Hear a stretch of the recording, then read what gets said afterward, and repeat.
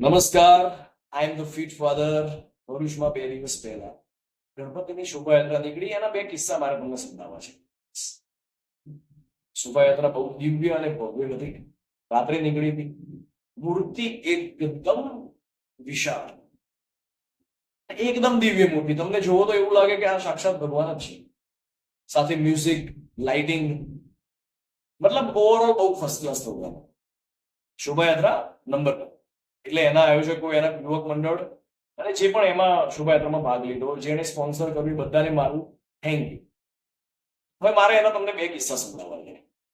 શોભાયાત્રામાં શું છે કે ફેમિલી સાથે બધા જાય જોવા માટે, ગણપતિનું દર્શન બી કરવા માટે, અને થોડું મ્યુઝિક વાગતું હોય એટલે થોડી મજા આવે. થોડા ભજન ટાઈપના જે ડીજે સોંગ હોય એ બધા ચાલતા હતા. ફેમિલી સાથે બધા બહાર ગયેલા હતા. એમાં એક બાપ અને દીકરી બી ત્યાં ગયેલા. મારી સામે જ ગયા, મેં જતો જોયા એ લોકો.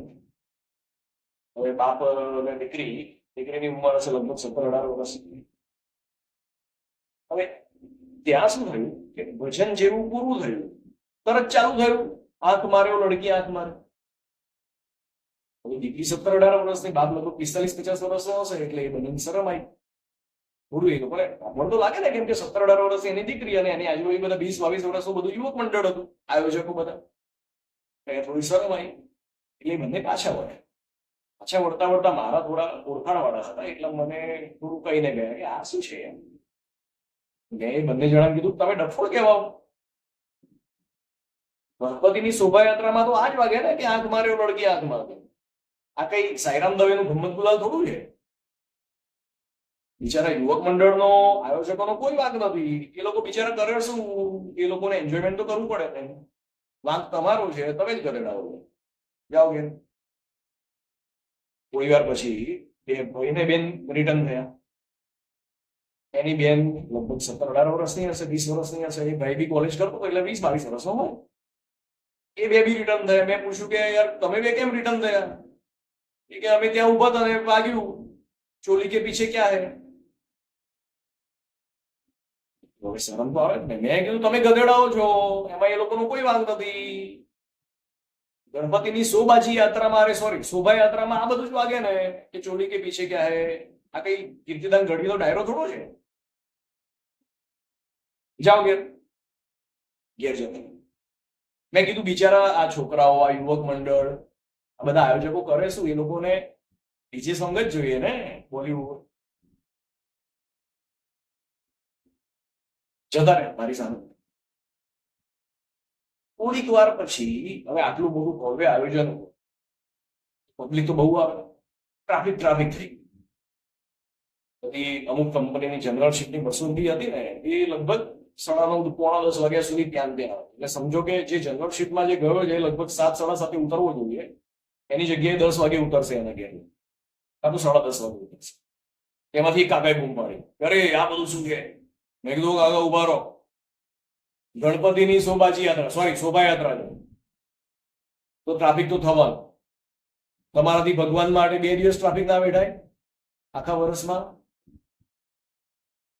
કાકાએ જો પાછા કઈ મને કીધું કે જો બેટા,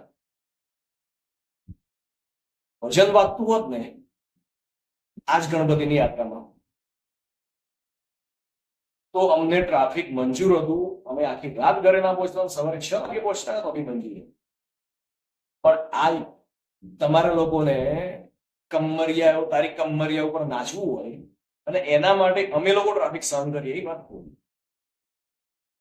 બક્કો રહી ગયો કે સારું કાકાની વાત સાચી છે. મેં સમજાવવાનો ટ્રાય કર્યો તમારા વતી યુવક મંડળ આયોજકો, મેં તમારા વતી સમજાવવાનો ટ્રાય કર્યો કે કાકા આવું ના ચાલે, આવું થાય. પણ કાકો ના માન્યો. કાકાએ મને એવું કીધું કે જો દેશની સંસ્કૃતિને છે ને ઔરંગઝેબથી જેટલો ખતરો નહોતો એટલો ખતરો હતો જયચંદથી, કે જેને ગદ્દારી કરી, જેને સંસ્કૃતિને સમજી નહીં ને જેને સંસ્કૃતિને પછાડી. બહારથી આવીને કોઈ સંસ્કૃતિનું નિકંદન કાઢતું નથી. સંસ્કૃતિનું નિકંદન કોણ કાઢે છે? આપણા જ હિન્દુ. જયારે ગણપતિની શોભાજી યાત્રામાં કમરિયાઓ તારી કમરિયા, આંખ મારે લડકી આંખ મારે વાગતું હોય, એના ઉપર નાચતા હોય, તો તમે જયચંદ જો.